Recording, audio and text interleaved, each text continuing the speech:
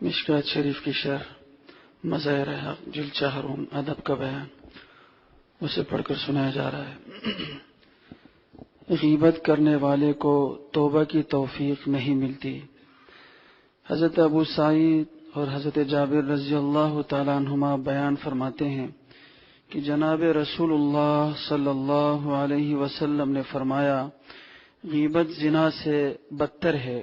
صحابہ کرام رضوان اللہ علیہم اجمعین نے عرض کیا، یا رسول اللہ، غیبت زنا سے کیوں بدتر ہے؟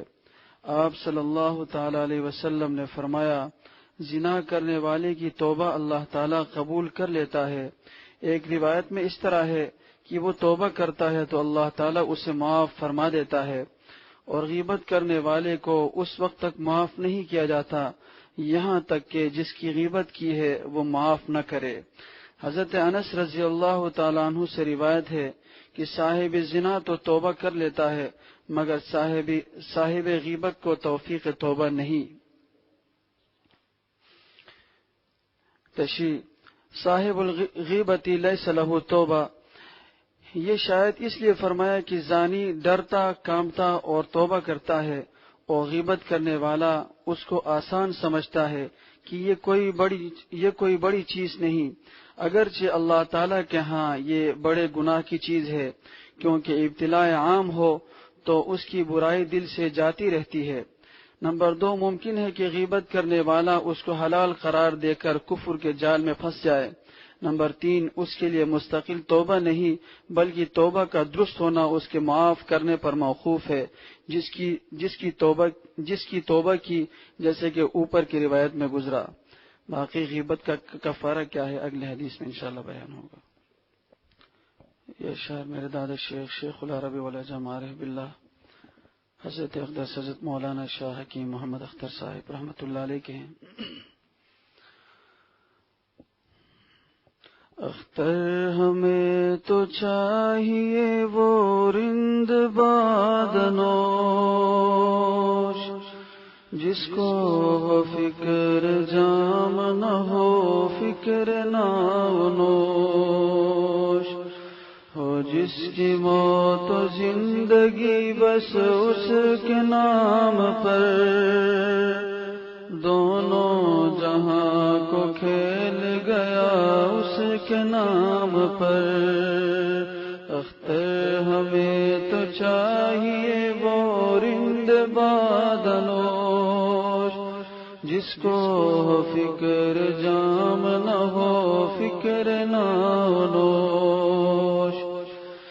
جو روح چین پاتی نہ ہو اس کا غیر سے، وحشت سے باغی پھیلتی ہو ہر ایک دیر سے، سینے میں وہ جو درد کا نشتر لیے ہوئے، صحرا و چمن دونوں کو مضطر کیے ہوئے، اللہ کے درد سے وہ اس طرح خطر، ارض و سما کی یہ فضا ہو جائے منور، اللہ کے درد سے وہ اس طرح خطر، ارض و سما کی یہ فضا ہو جائے منور۔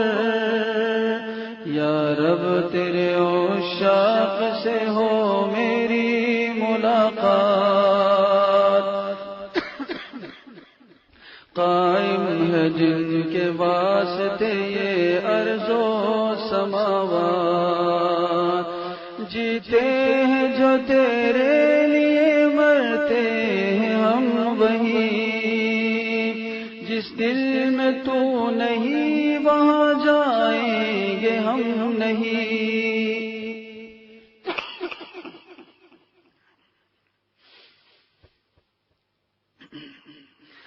جیتے ہیں جو تیرے لیے مرتے ہیں ہم وہی، جس دل میں تو نہیں وہاں جائیں گے ہم نہیں۔ مل جائے جب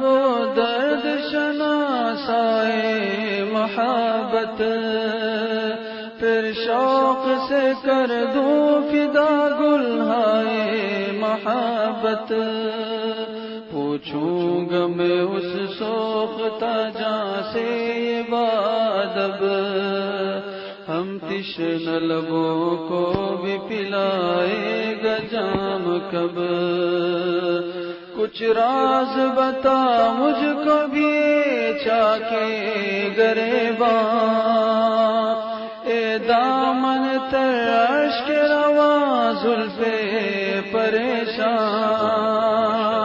کچھ راز بتا مجھ کو بھی چاکے گریباں، اے دامن تر اشک رواں زلف پریشان، کس کے لیے دریا تیری آنکھوں سے رواں ہے۔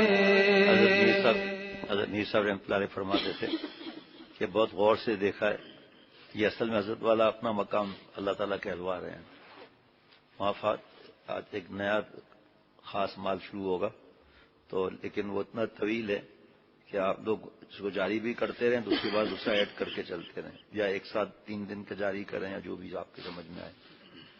عنوان کا نام بتا دوں ہے جی، بتا دوں؟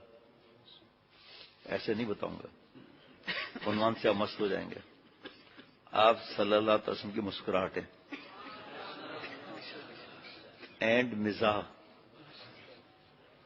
اور اس کے بعد بھی اگر ہمارے ہونٹوں پر مسکراہٹ نہ رہے، تبسم نہ رہے، اور منہ ایسا بنا رہے تو بڑا نقصان خطرہ ہے۔ ویسی ایسی رات کو نیند ہی غائب ہو گئی، پھر بہرحال کیا بات کریں، بس آگے بس ماشاء اللہ ماشاء اللہ، جو بیچارے ہم تو 2-3 مثالیں دیتے ہیں نا کہ آپ صلی اللہ علیہ وسلم نے مزاح فرمایا، ہنسنا منع نہیں ہے، حدیث پاک کی دعا ہے، صحابہ رضوان اللہ علیہ مجمعین نے دعا دی آپ صلی اللہ علیہ وسلم کو، آپ صلی اللہ علیہ وسلم نے صحابہ رضوان اللہ علیہ اجمعین کو ہنسنے پر دعا دی، ازرق اللہ سنکم، اللہ آپ کو ہمیشہ ہنستا رکھے، یعنی فرد سے رکھے۔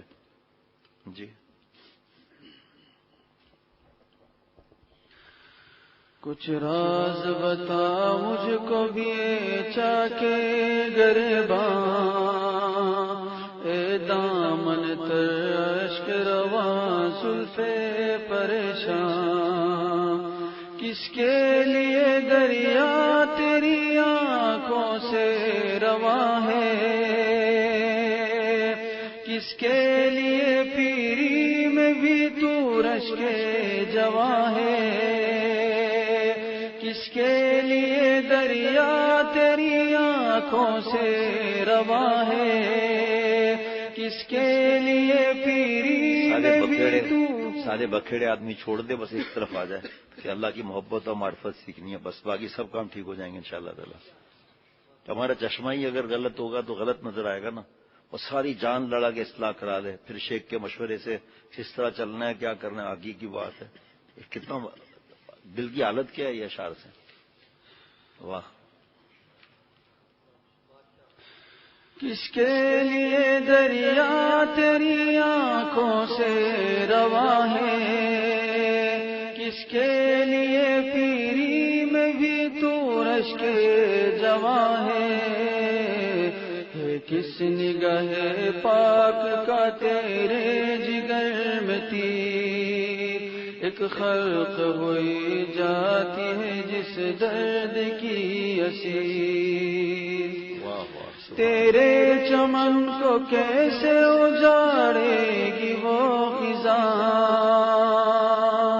جو خود ہی تیرے فیض سے ہے رشک گلستان، تیرے چمن کو کیسے اجاڑے گی وہ خزاں، جو خود ہی تیرے فیض سے ہے رشک گلستان، میں کچھ بھی نہیں دوست تو ہے سب میرے اشعار، فیض شہ عبدالغنی فیض شہ ابرار۔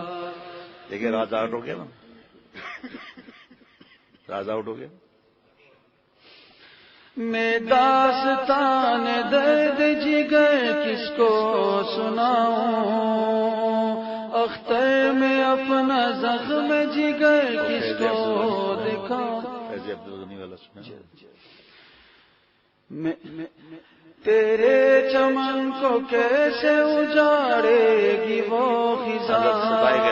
کارتن حملہ بھی ہونے والا تھا. دیکھیں راز کیسے آؤٹ ہو رہے ہیں. جس کو پتا ہے وہ سمجھ جائے گا کہ حضرت کا اپنی طرف اشارہ ہے.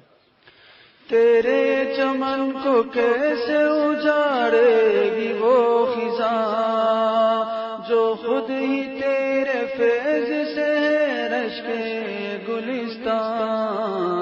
میں کچھ بھی نہیں دوستوں ہیں سب میرے اشعار. فیض شہ عبدالغنی فیض شہ ابرار. میں کچھ بھی نہیں دوستوں ہیں سب میرے اشعار. فیض شہ عبدالغنی فیض شہ ابرار. مزہ بڑھ گیا نا. میں داستان درد جگر کس کو سناؤں، اختر میں اپنا زخم جگر کس کو دکھاؤں. میں داستان درد جگر کس کو سناؤں، اختر میں اپنا زخم جگر کس کو دکھاؤں. پا جاتا ہوں جب آشنائے درد جگر کو، کرتا ہوں فاش رابطہ شمس و قمر کو. پا جاتا ہوں جب آشنائے درد جگر کو، کرتا ہوں فاش رابطہ شمس و قمر کو. ماشاء اللہ سبحان اللہ ماشاء اللہ.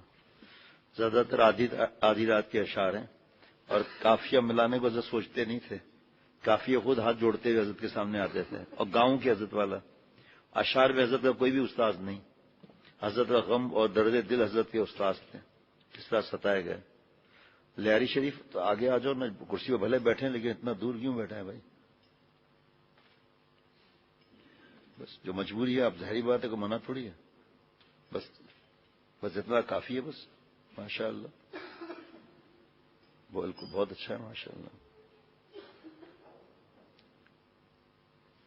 بسم اللہ الرحمن الرحیم نحمدہ و نصلی علی رسولہ الکریم. اللہ تعالیٰ مجھے ہم سب کو معاف فرمائے. ہر سانس اللہ تعالیٰ اپنی ذات پاک پر فدا کرنے کی توفیق عطا فرمائے. ہر سنت پر عمل کرنے کی توفیق عطا فرمائے. حضرت حکیم الامت مجدد ملت حضرت مولانا شاہ شفیع تھانوی صاحب رحمۃ اللہ علیہ فرماتے تھے شیخ ہنسے تم بھی ہنسو، شیخ روئے تم بھی رو.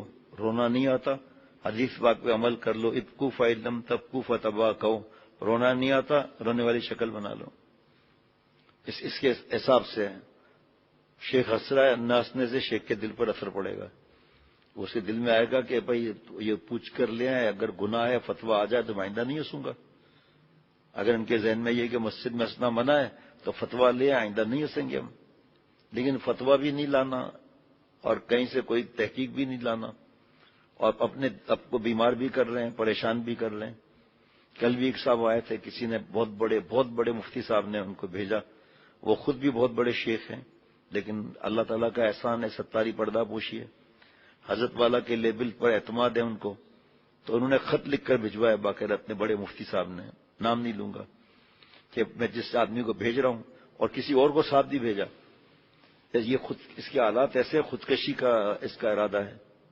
ساتھی کو الگ بٹھایا پھر اب تھوڑا سمجھایا پھر بیان میں بھی سمجھایا. تو خودکشی کر کے حرام موت مرنے کے لیے تیار ہے اور گناہ نہ کر کے مرنے کے لیے تیار نہیں. دیکھو کیسی بیوقوفی کی بات ہے. حالانکہ جو گناہ نہیں کرے گا وہ مرے گا تھوڑی. اس کو تو اللہ تعالیٰ نہیں جانے عطا فرمائیں گے. نیم جان بستانہ تو 100 جان دہر. گناہ نہ کرنے سے اللہ آدھی جان دیتے ہیں 100 جان عطا فرماتے ہیں. یعنی 100 اور آدھی جان اس کو مل گئی. اس کے جینے کا مزہ ہی اور ہے. اس کے اٹھنے بیٹھنے کا مزہ ہی اور ہے. اللہ کے نام لینے کا مزہ ہی اور ہے. درود شریف پڑھنے کا مزہ ہی اور ہے. تلاوت کا مزہ ہی اور ہے. دل چاہتا ہے بس ساری رات سجدے میں رہیں. دل چاہتا ہے ساری رات کھڑے ہو کر دعائیں مانگتے رہیں ان کے دل کا عالم ہم سمجھ نہیں سکتے کہ کتنے بڑے بادشاہوں کو بادشاہ کی بھیک دینے والا جس کے دل میں آئے اس کے مزے کو کیسے کوئی بیان کر سکتا ہے بھائی؟ اور کتنے کتنے دور کے دوست ابھی 3-4 دن سے 10 دن 40 دن 3 دن 8-10 ہیں، کتنا دور سے آ گئے. اس میں 1-2 ساتھی ایسے ہیں جو میں نے کہا آپ کا رابطہ ہی نہیں ہے. آپ کو چلو آپ کے کبھی فون آتے ہیں، میں آپ کو شکل سے پہچانتا ہوں، یہ رابطہ کہاں ہے؟ رابطہ نہیں ہے نا. آپ کا دل نہیں چاہتا کہ مشورہ کر کے اپنے علاقے میں کام پھیلائیں. کل کی بات ہے، ان کو سمجھایا میں نے کہ بھائی اللہ نے آپ کے اوپر مہربانی کی، اب عالم ہے، ابھی سے اس عمر میں، اس چھوٹی عمر میں آپ کو مسجد ملی ہوئی ہے، چاہے وہاں پر فرض کرو کام کی اجازت نہیں. ابھی ہمارے ایک دوست ہیں، اتنا آتے ہیں. پرسوں جو ہے وہ عرب کی جماعت آئی تھی، فلسطین کی اور یمن کی. تو پھر مجھے اطلاع آئی کہ وہ انہوں نے کہا ہے کہ انہوں نے یہاں کی باتیں وہاں بتائی، تو اور بھی 3-4 عرب آنا چاہتے ہیں. میں آ جا بھائی، اس میں تو ہم تو خوش ہوں گے. مجھے حضرت مفتی نعیم صاحب سے مشورہ کرنا تھا، میں وہاں بیٹھا تھا. پھر آخر تھوڑی دیر کے بعد انہوں نے پیغام بھیجا کہ وہ جماعت آئی ہوئی ہے. میں جلدی سے جلدی آیا، آ کر بیٹھے، دعائیں ہوئی. جو پچھلی بار بھی انہوں نے کہا نصیحت کریں تو میں کہ فلسطین کیسے حالات ہیں. یمن میں 2015 تک حالات اچھے تھے اور بہت ہی اچھے تھے. اس کے بعد سے آپس میں لڑا کر جنگ شروع ہو گئی ہے، اور پھر یہ لوگ جو ہے جہاں آبادی زیادہ ہے وہاں ان کا قبضہ ہو گیا ہے، جہاں رقبہ زیادہ ہے آبادی کم ہے وہاں سنیوں کا قبضہ ہے. وہاں پر ہر وقت ان پہ لڑائی مسلط کرتے ہیں. ایجنٹ آتے ہیں وہاں سے، جس طرح یہاں وہاں سے ایجنٹ آتے ہیں، وہ انہوں نے تباہی الگ مچائی ہوئی ہے. پھر اللہ کے کرم سے حضرت کی نصیحت کی، اس کی وجہ کیا ہے؟ دعا ہم کر رہے ہیں لیکن غائب کی دعا، انہوں نے کہا غائب کی دعا غائب کے لیے قبول ہوتی ہے. بالکل حدیث پاک ہے، لیکن پھر کیوں مسئلہ ایسا کیوں ہے؟ پھر سارا الحمدللہ وہ ٹرانسلیٹ کرتے رہے ایک ساتھی. اس کے بعد وہ ہمارے دوست کہہ رہے ہیں کہ میں نے امیر صاحب سے ضد کی کہ ان لوگوں کو بھی بھیجیں، ان کو بھی بھیجیں. امیر صاحب نے کسی مسئلے سے منع کر دیا، کوئی نہ جائے. میں پیچھے پڑ گیا، امیر صاحب مجھ پہ ناراض بھی ہوئے، اور پھر ناراض ہو کر ان کو لے جاؤ باقی کو نہ لے جاؤ. کل ان کا جوڑ بھی ہے، وہاں کارگزاری بھی سنانی ہے مدنی مسجد میں. باہر نکل کے میں نے کہا آپ نے اچھا نہیں کیا، امیر صاحب کا دل دکھا کر آپ کو کیا ضرورت ہے میری ایجنٹی کرنے کی بھائی؟ ابھی عادلانہ شاید وہ کہنا ان سے کہ معافی بھی مانگے امیر صاحب سے. کہا امیر صاحب سے میں نے ہاتھ جوڑا، آپ ناراض ہو کچھ بھی ہو ان کو میرے ساتھ کر دیں. ابھی طریقہ ہے خشکی کا یہ. اب ان کو میرے لیے کیا ان کے دل میں گمان ہوگا کہ شیخ نے ان کو پیچھے لگایا ہے. سمجھتے نہیں ہیں، جذباتی ہیں، روز بیٹھے رہتے ہیں، لیکن عقل ہے نہیں، مشورہ ہے نہیں. امیر صاحب کو ناراض کر کے ان کو لے آئے. انہیں دوسرے عرب کا بھی شوق تھا. انہوں نے پھر دیکھے نا، انہوں نے تھوڑا غم کا اظہار کیا کہ کیوں امیر صاحب ہم کو اجازت نہیں دے رہے وہاں جانے کی. ایک جملے نے دوسری غلط فہمی پیدا کرا دی. عاشق بنے پھرتے ہیں. اب سب کے سامنے بولنا بھی، ایسا آدمی بھی نہیں ہے سب کے سامنے بولے. پرانا ہوتا تو سب کے سامنے ڈانٹ دیتا کہ کیا تم آپ نے بےہودہ پن لگایا ہوا ہے. جب امیر صاحب نے ایک دفعہ منع کر دیا، ختم، امیر کی اطاعت کرنا ہے. آپ لوگ بیٹھے ہوئے تھے جب انہوں نے 1-2 دفعہ کہا تو میں نے نہیں تو کہہ دیا، لیکن باہر نکل کر دروازے تک جا رہا تھا تو میں نے واپسی پر یہ پیچھے تھے، میں نے کہا آپ نے اچھا نہیں کیا، یہ آپ نے امیر صاحب کا دل دکھایا. آپ کو میں نے کہا تھا ان کو لانے کے لیے جماعت والوں کو. آج شام 4-7 سے 14 کی جماعت پہلی دفعہ آئی، اتنی بڑی جماعت. میں تو سویا ہوا تھا، دیر سے سویا تھا. ماشاءاللہ ہمارے دوستوں نے بہت اکرام کیا، بہت خوش ہوئے. پھر عصر سے پہلے ملے، عصر کے بعد پھر مسجد میں مل کر پھر گئے. تو پھر میں نے کہا بھائی ہمارے یہاں یہ اصول ہے کہ جو جماعت آتی ہے کھانا سب کھائیں گے. کل نہیں، کل ان کو جو ہے وہ جوڑ ہے وہاں پر جانا ہے، وہاں پر ان کو پھر اس کے بعد فوراً کی واپسی ہے. دل سے خوش ہو گیا، بس ٹھیک ہے. آپ کو آئے بھی اتنے دن نہیں ہوئے اور آپ اٹھا کر جو ہے نا وہ زبردستی امیر صاحب کا دل دکھا کر لے آئے. تو آج سے شروع ہو رہا ہے آپ صلی اللہ علیہ وسلم کے مزاح مبارک کے چند حسین نمونے. اور حضرت حکیم الامت مجدد ملت حضرت مولانا شاہ اشرف علی تھانوی صاحب رحمۃ اللہ علیہ کتاب ہے لطائف اور ظرائف، ڈپریشن کا علاج، بہترین علاج. اور اس میں پھر اور بزرگوں کا بھی ہے، لیکن زیادہ پہلے حدیث مبارک اگر کئی ہیں، پہلی حدیث پاک پڑھتا ہوں. اور یہ اگر آپ نے سوچا کہ ہم نے سنی بھی ہے، فائدہ کچھ نہیں ہوگا. اور شوق سے سنا کہ آپ صلی اللہ علیہ وسلم کی بات ہے، محبوب کی بات ہے، بار بار بیان ہو تو ہم بار بار سنیں گے شوق سے. آپ صلی اللہ تعالی وسلم نے ایک بڑھیا کو مخاطب کر کے فرمایا کہ جنت میں کوئی بڑھیا داخل نہ ہوگی. جب بڑھیا نے پوچھا اپنے جنت میں جانے کا، بڑھیا بیچاری بہت حیران ہوئی. عرض کیا یا رسول اللہ، کیا واقعی بڑھیا جنت میں نہ جائیں گی؟ فرمایا کہ ہاں، بڑھیا جنت میں داخل نہ ہوگی اور آپ مسکرا رہے ہیں، ہم مسکراتے نہیں ہیں، اور وہ بیچاری حیرانی میں فکر مند ہو رہی ہے۔ آخر جب اسی حیرانی پریشانی کی حدود میں آنے لگی تو فرمایا بس یہاں تک مزاح۔ تو فرمایا تو نے قرآن میں نہیں پڑھا انا انشأناہن انشاء فجعلناہن ابکارا، یعنی ہم نے ان عورتوں کو خاص طور پر بنایا ہے اور ہم نے ایسا بنایا کہ کوانیاں ہیں، یعنی جنت میں داخل ہوتے وقت وہ بڑھیا نہیں رہیں گی بلکہ انہیں جوان اور باکرا بنا دیا جائے گا۔ دیکھو سب ماشاءاللہ کتنا خوش ہو رہے ہیں۔ 1400 برس پہلے جس کا ذوق سلیم ہوتا ہے نا، وہ اگر 1 گھنٹے کے بعد کوئی آیا اس کو سنایا تو آنکھیں پھاڑ کر غور سے سنے گا، جس کا ذوق سلیم ہوتا ہے۔ اور جو ایسے آپ صلی اللہ علیہ وسلم ہنس رہے ہیں اور ہم بیوقوف ہیں جو نہ ہنسیں، بدھو نمبر 1 ہے، ایسے لوگوں کو ہم داخلہ بھی نہیں دیتے یہاں خانقاہ میں۔ اس وقت تو سنت ہے ہنسنا کہ آپ صلی اللہ علیہ وسلم نے یہ واقعہ فرمایا ہنسے تو ہم کیوں نہیں ہنسے؟ ایسے لوگ چل بھی نہیں سکتے خانقاہ میں۔ ہمارا تو الٹا کھوپڑا معاملہ ہے نا بھائی، ہنسنا آسانہ والا بات ہے۔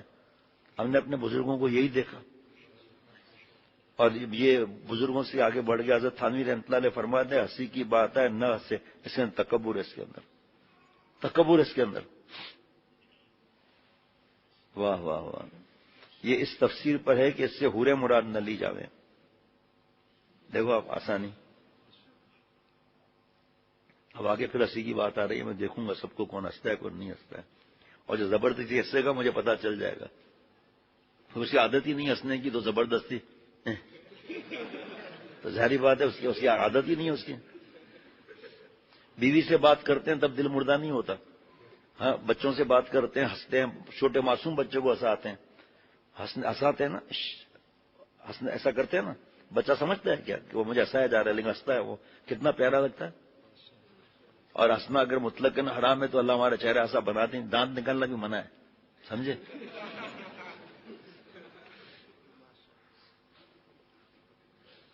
یا تو آپ اپنے دانت کٹوا لیں ورنہ اس کے فضائل بتا کے سب کے دانت آگے نکلوا لیں۔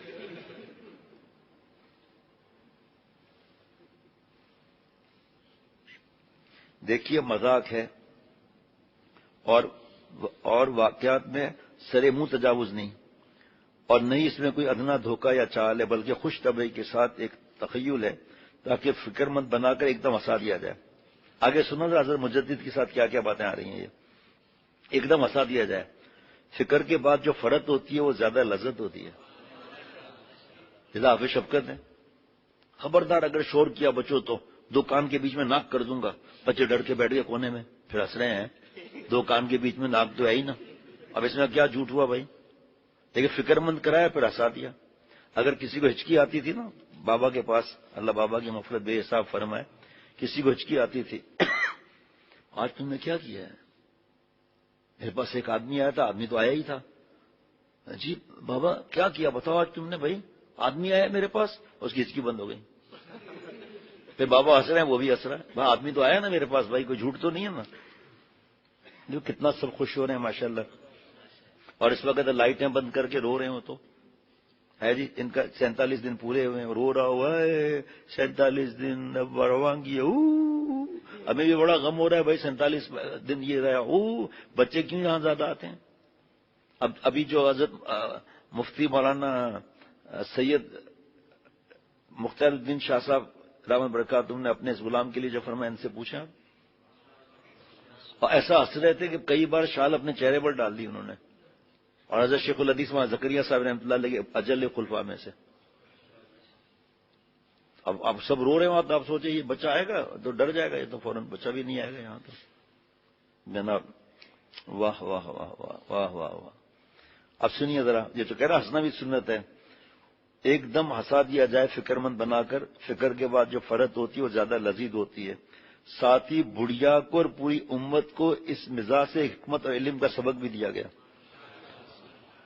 آج کیسے سب مختور پہلی دفعہ بیان ہو رہا ہے یہ اتنے برسوں میں، ساری امت کو، بڑھیا کو ایک حکمت اور علم کا سبق بھی دے دیا۔ وہ یہ کہ بسا اوقات آدمی اپنے کسی ذہنی منصوبے سے جس کا اسے شعور بھی نہیں ہوتا آیت اور روایت کے معنی غلط سمجھ لیتا ہے۔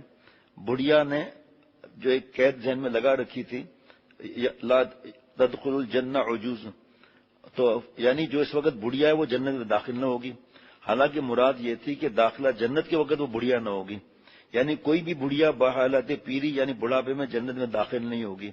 بس اس مزاج سے حکمت کا ایک اصول ہاتھ لگا کر نصوص شریعہ آیات و روایت کی مراد سمجھنے کے لیے ذہن کو تمام خارجی قیود سے آزاد کر لینا چاہیے، ورنہ نص کا مفہوم کچھ اور ہو جائے گا، جس سے خود بھی اپنے لیے حیرانی اور پریشانی بڑھ جائے گی، جیسے بڑھیا کا حشر ہوا۔ بس اب مفتی نعیم صاحب نے بھی اس طرح کیا تھا کہ بڑھیا کے تو آپ صلی اللہ علیہ وسلم آنسو نکلوا دیے، میں نے تو آنسو تو نہیں نکلوائے نا، ہے جی۔ اب یہ جملہ سننا میں نے جب سے پڑھا 3 دفعہ میرے خیال میں پڑھا میں نے۔ انشاءاللہ تعالیٰ اپنے دل کی سیپ کو ایسے کھولنا ہے تاکہ اندر آ جائیں، اوپر سے ہم دبا دیں اس کو۔ جیسا کہ بڑھیا کا شروع، بس ایسی مزاح اور خوش طبعی پر 1000 سنجیدگیاں نثار ہیں۔ سنجیدگی سے ایسے بنا ہوا ہے کہ ہاں، حضرت مجدد نے یہ بھی فرمایا کہ اگر کوئی دین پھیلا رہا ہے، ہنسی کی بات آئے اور نہ ہنسے، وہ نہ ہنسائے کہ لوگ کیا کہیں گے، تو اس نے بھی ریا کیا۔ لوگ بولیں آپ نے تو دکھانے کے لیے نہیں کیا نا معاملہ یہ جناب۔ ماشاءاللہ، السلام علیکم، واہ کیا بات ہے۔ بس ایسی مزاح اور خوش طبعی پر 1000 سنجیدگیاں نثار ہیں، جس سے فرحت نفس الگ ہو، علمت اور حکمت الگ ہو، اور قرب و ربط باہمی الگ مستحکم ہو۔ بس یہ مذاق فی الحقیقت تعلیم حکمت کا ایک اعلیٰ ترین شعبہ ہے، نہ کہ دل لگی ہے جناب۔ اور سنیے ذرا، حضرت عدی بن حاتم رضی اللہ عنہ کو جب یہ معلوم ہوا کہ رمضان میں سحری کھانے کی آخری حد یہ ہے کہ کلو وشربو، کھاؤ پیو جب تک کہ سفید ڈورا سیاہ ڈورے سے صبح ہونے تک ممتاز نہ ہو جائے۔ حضرت عدی رضی اللہ عنہ نے ایک سفید اور ایک سیاہ ڈورا تکیے کے نیچے رکھ لیا، جو آج جینٹل مین بنتے ہیں نا کہ ہم میڈیا سے سمجھیں گے، ہم انسائکلوپیڈیا سے سمجھیں گے، ان کے لیے بڑا جوتا ہے یہ۔ صحابی ہیں آپ صلی اللہ علیہ وسلم کے رضی اللہ عنہ، اور اس کا مطلب نہیں سمجھے اور ڈورا رکھ لیا نیچے، ایک سفید ایک سیاہ۔ غور سے سننا، مزہ آ گیا۔ اور اس وقت تک کھاتے پیتے رہتے تھے جب تک یہ دونوں ڈورے کھلے طور پر ایک دوسرے سے الگ نہ نظر آنے لگے۔ اس وقت میں کافی سورج نکل آتا تھا، مگر ان کا کھانا پینا بند نہ ہوتا، اور خود قرآن پر عمل کر رہے تھے۔ نبی کریم صلی اللہ علیہ وسلم کو جب معلوم ہوا تو آپ نے مزاح کے لہجے میں فرمایا، یعنی تیرا تکیہ بڑا ہی لمبا چوڑا ہے کہ اس کے نیچے سے سیاہ ڈورا یعنی لیل و نہار دونوں آ گئے۔ اشارہ تھا کہ سیاہ و سفید ڈورے سے سود کا ڈورا مراد نہیں، بلکہ رات کا سیاہ خط اور صبح صادق کا سفید خط مراد ہے۔ جملہ مزاحی ہے مگر بھرپور ہے، علم اور حکمت سے جو واقعے کے مطابق اور تعلیم و ارشاد سے لبریز ہے۔ ایک شخص نے عرض کیا، 2 ہنسی ہو گئی، ٹھیک ہے۔ ایک شخص نے حاضر ہو کر عرض کیا کہ بہت زیادہ ہے اس لیے تھوڑا تھوڑا چلیں گے۔ ایک شخص نے حاضر ہو کر عرض کیا کہ یا رسول اللہ، مجھے سواری کے لیے اونٹ دے دیجئے۔ فرمایا، میں تجھے اونٹ کے بچے پر سوار کراؤں گا۔ اس نے حیرانی کے لہجے میں عرض کیا، میں نے پہلے بھی بیان کر چکا ہوں لیکن یہ اللہ والوں کا سمجھانے کے طریقے میں نور بڑا ہوا ہے۔ یا رسول اللہ صلی اللہ علیہ وسلم، بھلا اونٹنی کا بچہ میرا کیا سہار کرے گا اور میرا بوجھ کیسے سنبھالے گا؟ بس آپ تو مجھے اونٹ ہی عنایت فرما دیں، یہ بچے کا قصد چھوڑ دیں۔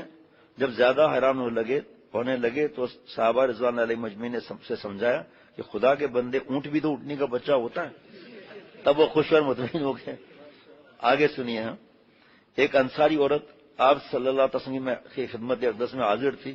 آج بھی پردے سے شرعی عذر ہو تو بات کر سکتے ہیں۔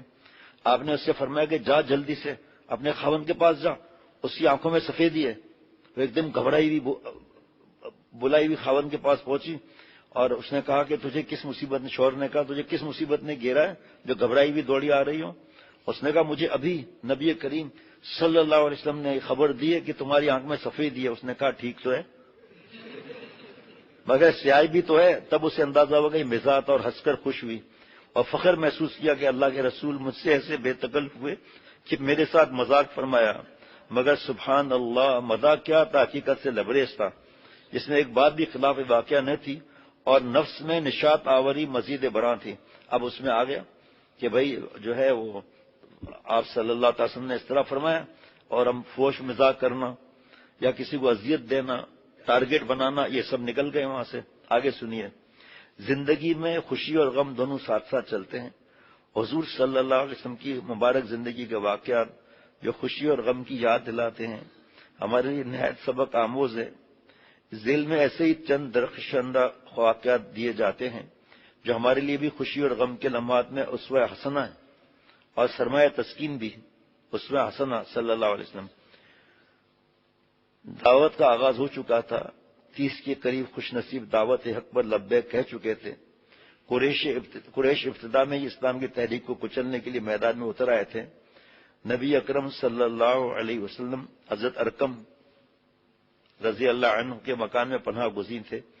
ایک دن ایک سرخ رنگ میانہ قد گھنی داڑھی والے ایک صاحب رسول اللہ صلی اللہ علیہ وسلم کی خدمت میں حاضر ہوئے۔ آتے ہی دل کی خوشی سے کلمہ شہادت پڑھ کر مسلمان ہو گئے۔ ان صاحب کے مسلمان ہونے سے رسول اللہ صلی اللہ علیہ وسلم کو بہت مسرت ہوئی اور ان کا اسم گرامی حضرت صہیب رومی رضی اللہ عنہ تھا۔ حضرت سعد رضی اللہ عنہ فرماتے ہیں کہ نبی کریم صلی اللہ علیہ وسلم غزوہ خندق کے دن اتنا ہنسے، اتنی تکلیف، علماء ہم سے زیادہ بہتر جانتے ہیں کتنی تکلیف میں تھے، کھانا پینا کیا تھا، اور پیٹ شکم مبارک پر 2 پتھر بندھے ہوئے ہیں۔ صحابہ رضوان اللہ علیہ مجمعین کی شکم مبارک ایک پتھر بندھا ہوا ہے۔ ہمارے یہاں ایک مسئلہ اور بھی ہے کہ یہ ان سے مذاق کر رہا ہے تو مذاق ہے، ٹھیک ہے، اور یہ اگر ان سے مذاق کرے تو ہماری آپ کی مذاق ہے ہی نہیں، اور پہلے بتا دیتے نا، بری لگ گئی بات، کس نے ہمارے لیے ایسا کیوں کہہ دیا۔ یہ اصل ہمارے یہاں نہیں، ہر جگہ یہ ہے، اور کسی کے لیے بیان نہیں کرتا ہوں، الحمدللہ بات یاد ہے کہ بیان کر دیا۔ کوئی بیوقوف سمجھے کہ میرے لیے بیان کیا جا رہا ہے تو اس کو خوش ہونا چاہیے۔ ایسے کئی واقعات ہیں، لڑائی، ناراضگی، بات چیت بند، بھائی اس نے تو آپ سے مذاق کیا کہ ہمارا مذاق ہے ہی نہیں، تو مذاق ہونے نہ ہونے کی دلیل کیا ہے مجھ کو بتاؤ، آپ نے کیوں اس کو کہا مجھ سے آپ کا مذاق نہیں ہے، گالی دی، آپ کو اذیت پہنچائی، مشورہ کر لو۔ آگے سننا، غزوہ خندق کے دن اتنا آپ صلی اللہ علیہ وسلم ہنسے کہ آپ کے دندان مبارک ظاہر ہو گئے۔ ہماری مسکراہٹ تو اتنی ہی ہوتی ہے نا، وہ بھی نہیں کرتے۔ حضرت عامر رضی اللہ عنہ کہتے ہیں کہ میں نے اپنے والد سے اس مسکراہٹ کی وجہ پوچھی تو انہوں نے فرمایا کہ واقعہ یہ ہوا کہ کافر ڈھال لیے ہوئے تھا۔ حضرت سعد اگرچہ بڑے تجربے کار تیر انداز تھے، لیکن وہ کافر ڈھال کو ادھر ادھر کر کے اپنی پیشانی کا بچاؤ کر رہا تھا۔ حضرت سعد نے ایک مرتبہ تیر نکالا اور اس کو کمان میں کھینچ کر موقع کی تلاش میں رہے۔ جب اس نے ڈھال سر سے اٹھائی تو آپ نے ایسے نشانے کے ساتھ کھینچ کر تیر اس کی پیشانی میں مارا کہ تیر لگتے ہوئے گر گیا، ایسا گرا کہ اس کی ٹانگ بھی اوپر اٹھ گئی، ایسا گرا کہ ٹانگ بھی اوپر کو اٹھ گئی۔ بس آپ صلی اللہ تعالی وسلم یہ دیکھ کر ہنس پڑے، یہاں تک کہ آپ صلی اللہ علیہ وسلم دندان مبارک ظاہر ہو گئے۔ یار آپ کے تونٹوں میں رسی بھی نہیں آئی، مسکراہٹ بھی نہیں آئی، یہاں دندان مبارک نظر آ رہے ہیں، آپ تو قرضے کے ساتھ ہنس رہے ہو، آپ قرضے ہی تو نہیں ہے، سب ہنس رہے ہیں۔ یہ کون سا طریقہ ہے بھائی؟ ابھی پہلے ہی تو بتایا کہ میں ہر ایک کو دیکھوں گا کہ کوئی ہنسا یا نہیں ہنسا، امرت کو نہیں دیکھوں گا۔ کمال ہے، اتنا کہنے کے بعد ایسا مبارک بات ہو رہی ہے، ہنسے ہی نہیں۔ انا للہ و انا الیہ راجعون۔ ایک صحابی رضی اللہ عنہ دربار رسالت میں حاضر ہوئے اور عرض کیا کہ اے اللہ کے رسول صلی اللہ علیہ وسلم، دل کو تھام کرو، گزشتہ رات میں نے ایک حسین خواب دیکھا ہے کہ میں آپ کی پیشانی مبارک کو چوم رہا ہوں۔ رسول اللہ صلی اللہ علیہ وسلم اس محب صادق کی بات سن کر مسکرائے۔ میں تو مسکراؤں گا، باقی ہر ایک کی قسمت ہے۔ جانثار صحابی آپ صلی اللہ علیہ وسلم بات سن کر مسکرا اور زبان اقدس سے ارشاد فرمایا، تم اپنے خواب کی تصدیق کر سکتے ہو۔ کہاں فلموں کی دنیا، کہاں بدماشیاں، ہم تو یہ بھی نہیں کہہ سکتے زمین آسمان کا فرق ہے، یہ فرق بھی نہیں ہے، اتنا فرق ہے ہم سمجھ بھی نہیں سکتے۔ اب یہ آگے بڑھاؤں اور دوسرے کتنے خوش ہوں گے کہ ہمارے دین میں ہنسنا ہے، رونا بھی ہے، رلانا بھی ہے، ہنسنا بھی ہے، ہنسانا بھی ہے، اللہ کے محبت کے عشق میں پھنسنا ہے، پھنسانا بھی ہے۔ فرمایا تم اپنے خواب کی تصدیق کر سکتے ہو۔ جانثار صحابی ارشاد سنتے ہی فرتے محبت سے بے خود ہو گئے اور والہانہ انداز میں آگے بڑھے اور عقیدت اور محبت سے رسول اللہ صلی اللہ علیہ وسلم کی پیشانی مبارک کو چوم لیا۔ حاضرین میں موجود تمام صحابہ رضوان اللہ علیہ مجمعین اس صحابی کی خوش قسمتی پر رشک کرنے لگے۔ اس صحابی کا نام حضرت خزیمہ بن ثابت رضی اللہ عنہ ہے۔ آخری بات آج کی، بھائی یہ تو لکھنا بھی ہے، میرے موبائل میں لکھنا ہے یہ ابھی جو بتا رہا ہوں۔ عہد رسالت میں ایک خوبصورت نوجوان دربار رسالت صلی اللہ علیہ وسلم میں حاضر ہوئے اور حضور صلی اللہ علیہ وسلم کے مبارک ارشادات بڑے انہماک سے سنتے۔ رسول اللہ صلی اللہ علیہ وسلم اس نوجوان سے بہت متاثر ہوئے اور یکایک اپنا ہاتھ ان کی طرف بڑھا کر محبت سے ان کا ہاتھ اپنے ہاتھ میں لے لیا اور فرمایا میں تم سے محبت رکھتا ہوں۔ کیا بات ہے، رونا بھی ہے نا، آگے ہنسنا بھی ہے، سبحان اللہ۔ یہ سن کر نوجوان فرط مسرت سے بے خود ہوئے اور عرض کیا میرے ماں باپ آپ پر قربان ہوں، میں بھی آپ سے بہت محبت رکھتا ہوں اور آپ مجھے دنیا کی ہر چیز سے زیادہ محبوب ہیں۔ رسول اللہ صلی اللہ علیہ وسلم نے مسکرا کر فرمایا، دیکھو رونا اب مسکرانا، مسکرا کر فرمایا میں تمہیں ایک دعا بتاتا ہوں، نمازوں کے بعد اس کو پڑھنا کبھی نہ بھولنا۔ آپ صلی اللہ علیہ وسلم نے مسکرا کر فرمایا میں تمہیں ایک دعا بتاتا ہوں، نمازوں کے بعد اس کو پڑھنا کبھی نہ بھولنا۔ ربی اعنی علی ذکرک و شکرک و حسن عبادتک، اے میرے رب اپنا ذکر و شکر اور اپنی اچھی عبادات کرنے کے لیے میری مدد فرمائیے۔ اس خوش بخت نوجوان نے عرض کیا اللہ کے رسول میں ہمیشہ خود بھی آپ کے ارشاد پہ عمل کروں گا اور دوسروں کو بھی اس عمل کی تلقین دوں گا۔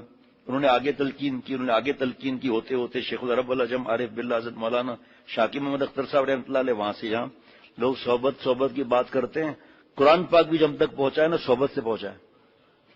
آپ صلی اللہ علیہ وسلم کی صحبت میں جو رہے سب قاری نہیں تھے، انہوں نے آپ صلی اللہ علیہ وسلم تجوید سیکھی، ان کی صحبت میں جو رہے وہ انہوں نے تجوید سکھائی، پھر اس کے بعد ہمارے پاس پہنچا ہے۔ صحبت کا یہ معاملہ ہے اللہ کے کرم سے۔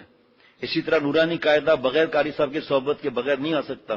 صحبت بھی دیکھیں کافی نہیں ہوتی جب تک آدمی مشق نہ کرے، اسی طرح صحبت اہل اللہ اور ان کے غلاموں کی کام نہیں آتی جب تک کہ مشق کر کے نظروں کی حفاظت نہ کریں۔ ایسے تھوڑی ہے کہ ہم جو چاہیں کرتے پڑے ہم لوگ۔ یہ میرے موبائل میں سمجھے، یہ نوجوان حضرت معاذ بن جبل رضی اللہ عنہ تھے۔ اب میرے جو تو 3 سنا کر اور پھر آگے دوسرا مضمون بیان کرنا تھا توبہ کا، لیکن اللہ نے اس میں مزہ عطا فرما دیا، پھر اور دین کی باتیں نکل آئیں۔ حضرت عائشہ رضی اللہ عنہ سے حسن مزاح یہ سننا، ایسے جھومتے ہوئے جائیں گے انشاءاللہ تعالی۔ نبی کریم صلی اللہ علیہ وسلم جب گفتگو فرماتے تو دانتوں کے درمیان سے نور کی ایک چمک نمودار ہوتی جو بعض اوقات چمکتی ہوئی بجلی کی طرح نظر آتی تھی۔ سبحان اللہ سبحان اللہ سبحان اللہ۔ اندھیری رات میں تاریک کمرے روشن ہو جاتے۔ حضرت عائشہ رضی اللہ عنہ کے حجرے مبارک میں ہمارے نبی صلی اللہ علیہ وسلم تشریف لائے تو گھر میں چراغ نہیں تھا۔ جب آپ کے سامنے چراغ کی ضرورت بیان کی تو فرمایا اے عائشہ کیا تم چاہتی ہو کہ تمہارے گھر میں ایسا چراغ روشن کر دیا جائے جس میں نہ بتی اور نہ تیل؟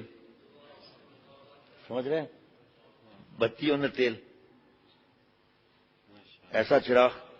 اما عائشہ رضی اللہ عنہ عرض کہ ہاں یا رسول اللہ۔ یہ جواب سن کر حضور صلی اللہ علیہ وسلم کے لب مبارک کھلے اور مسکرائے تو آپ صلی اللہ علیہ وسلم کے دندان مبارک کے درمیان سے ایک ایسا نور روشن ہوا جس سے گھر کا ذرہ ذرہ چمک اٹھا۔ سبحان اللہ ماشاء اللہ سبحان اللہ۔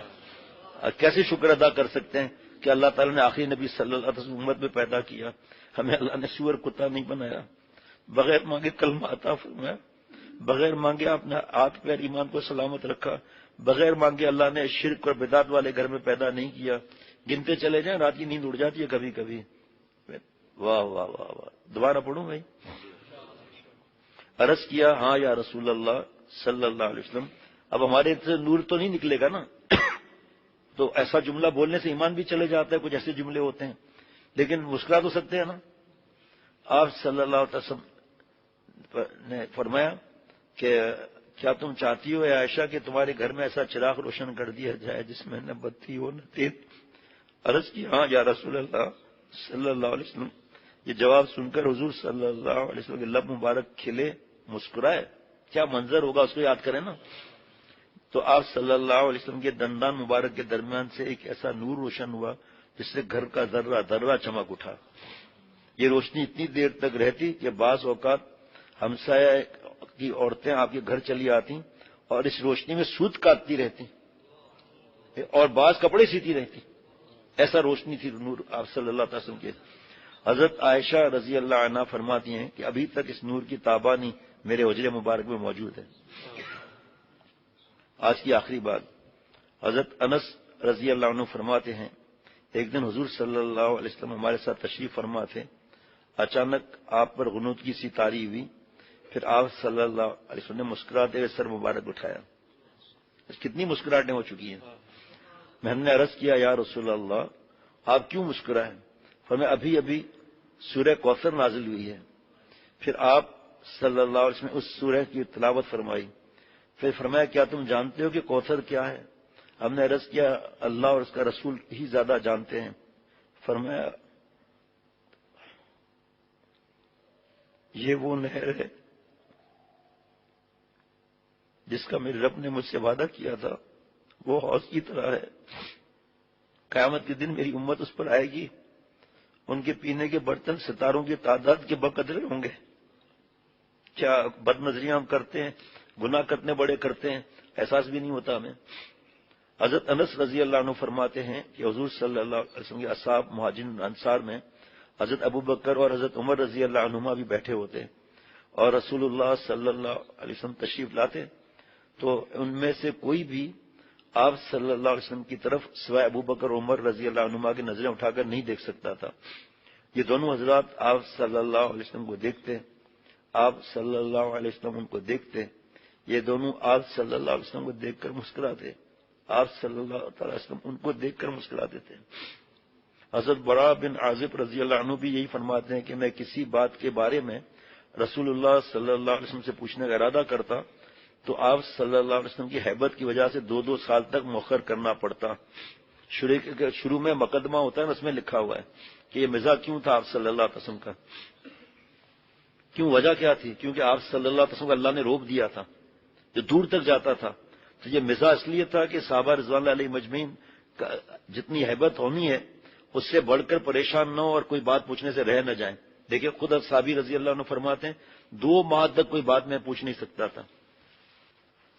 ان بیانات کو آگے پھیلاؤ نا بھائی، تو لوگوں کو پتا چلے دین کتنا مزیدار ہے۔ اور آپ صلی اللہ علیہ وسلم کون سا ایسا دن تھا جس میں آپ صلی اللہ علیہ وسلم کو غم نہ تھا، پریشانی نہ تھی، ستانے والے نہیں تھے۔ ہجرت ہوئی، ہجرت ہونے کے بعد بھی وہاں پہنچ کر 460 کلومیٹر پہنچ کر وہاں بھی ستاتے تھے، اتنے پہاڑیاں، گھاٹیاں، اتنی گرمیاں، اس میں بھی آگے ستاتے تھے، اور ایک غزوے پر غزوہ، غزوے پر غزوہ، اور آپ صلی اللہ علیہ وسلم مسکرا رہے ہیں۔ اللہ اکبر۔ کعب بن زہر مشہور شاعر تھے، یہ ان میں سے تھے جن کا خون حضور صلی اللہ علیہ وسلم نے فتح مکہ کے دن مباح قرار دیا تھا۔ یہ اس دن مکے سے بھاگ گئے، بعد میں مدینہ طیبہ حاضر ہو کر مسلمان ہوئے، اب کعب بن زہر رضی اللہ عنہ ہو گئے۔ اس خوشی میں حضور صلی اللہ علیہ وسلم کی شان میں ایک قصیدہ پڑھا۔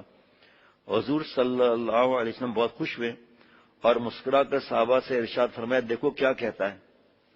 پھر انعام کے طور پر اپنی چادر مبارک بھی انہیں عنایت فرمائی۔ ماشاء اللہ۔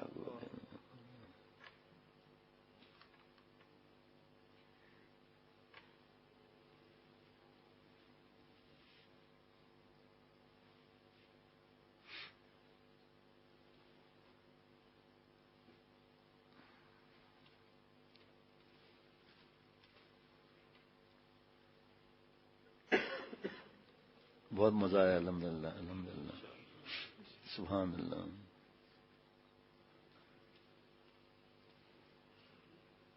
کیوں بھائی کوئی مزہ آیا دوستوں کو؟ ربنا تقبل منا انک انت السمیع العلیم، سبحان ربک رب العزت عما یصفون والسلام علی المرسلین والحمد للہ رب العالمین، صلی اللہ علی النبی الامی وعلی آلہ وصحبہ وبارک وسلم برحمتک یا ارحم الراحمین۔ لائیے بھائی جلدی دے دیں، پرچے دے دیں۔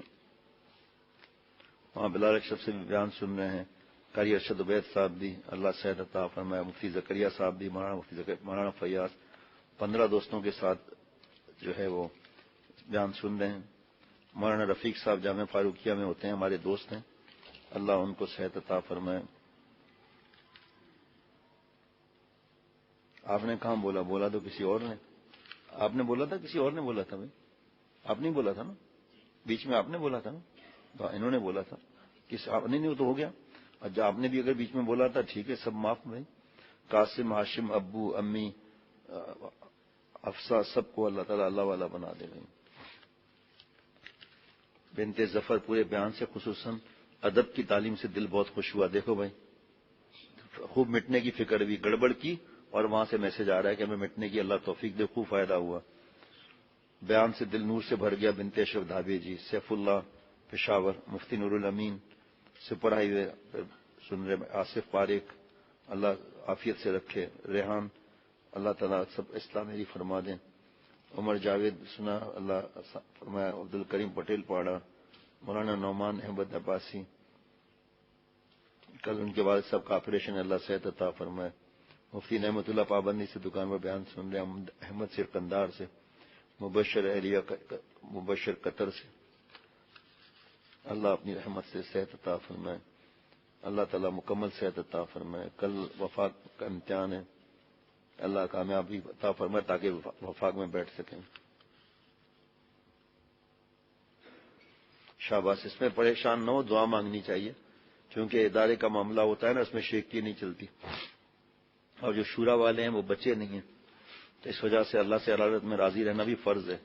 آگے کیا ہوگا وہ اللہ پر نظر رکھنا ہے. مشورہ شیخ سے کر سکتے ہیں.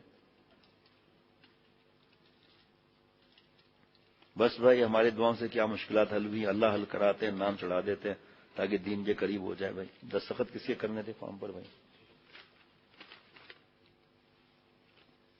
سب معاف. بھائی شاباش. دیکھو لکھا بھلے جوتے ماریں، لیکن اب جوتے مارنے کی کوئی بات ہی نہیں ہے، لیکن جملے سے تو خوشی ہوئی نا. حذیفہ خیال رکھنا، آپ پچھلی بار تھوڑا مسئلہ ہوا تھا. نہیں اب آپ سے نہیں، ڈھکن اتار کر دیں. میں اپنی ڈھکن اتار کے دیں. ہاں بس صحیح ہے. کنجوسی دکھا دی، اب سخاوت کی کو دکھاتے ہو بھائی. آپ کا احسان ہے جو آپ نے مجھے قلم دیا. حذیفہ کو دے دیں. جو پرچہ یاد نہ ہو کیا پرچے کے پیچھے کیا لکھا ہے، پرچہ لے کر پھر دوبارہ پڑھیں اس کو، اور آپ کے پاس پرچہ ہے وہ دوبارہ پڑھیں تاکہ گڑبڑ نہ ہو. نئے ساتھی ہیں ان سے پھر کہتا ہوں، میں نے تو آواز نہیں سنی، اونچی آواز ذرا بھی ہوتی ہے تو میں بول دیتا ہوں. اس معاملے میں آسرا کرنا، دوسرے کو برباد کرنا ہے نا، تو خیانت کی نا تو ہوگا. میں تو بول دیتا فوراً. اس وقت دین کی بات ہو رہی تھی، اور ایسا کوئی نہیں ہے. اللہ کے کرم سے میں نے تو محسوس نہیں کیا. اگر کرتا تو میں اسی وقت ان کے سامنے ہی بول دیتا کہ بھائی آپ کی آواز اونچی ہو رہی ہے. اور تفسیر میں لکھا ہے معرف القرآن میں کہ آپ صلی اللہ علیہ وسلم کی قرآن پاک میں آواز سے اونچی آواز نہ ہو. نیچے لکھا ہوا ہے، شیخ کا بھی یہی حق ہے. مفتی اعظم مفتی شفیع صاحب نے لکھا ہے، حضرت تھانوی رحمۃ اللہ نے لکھا ہے، شیخ کی آواز سے اونچی آواز نہ ہو. آپ صلی اللہ علیہ وسلم کا مقام کسی کو نہیں مل سکتا. خاص باتیں جو آپ صلی اللہ علیہ وسلم کی ہیں وہ اپنی جگہ پر ہیں، وہ اس سے برابر بھی کوئی نہیں ہو سکتا، اس کے نیچے بھی کوئی نہیں ہو سکتا، کیونکہ نبوت تو ختم ہو چکی نا. آپ صلی اللہ علیہ وسلم آخری نبی ہیں.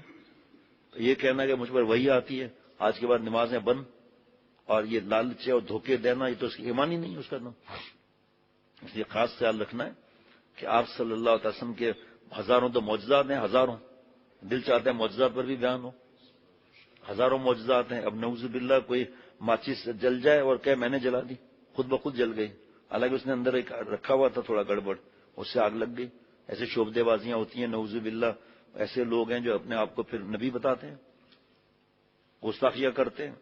اسلامی حکومت ہو تو گردن اوپر لٹکی جائے، وہاں سے رسہ لٹکائیں اور گردن اور شہر کے بیچ میں، اور اس کو سب دیکھ کے عبرت حاصل کرتے رہیں.